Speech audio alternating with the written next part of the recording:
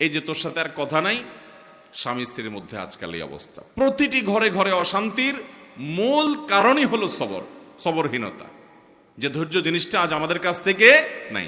এটাকে আমরা ইবাদত মনে করি না। একটা জটিলতা হলো আমালুল কুলুব বা অন্তরের আমলগুলোকে আমরা একেবারে কেয়ার করি না, অথচ অন্তরের আমলগুলোর গুরুত্ব অনেক বেশি।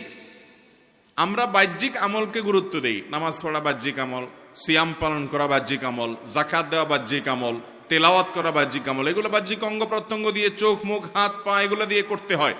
কিছু আমল আছে যে আমলগুলো অন্তরের ভেতরে লালন করতে হয়, এগুলো দেখা যায় না, এর ভিতরে সবর অন্যতম।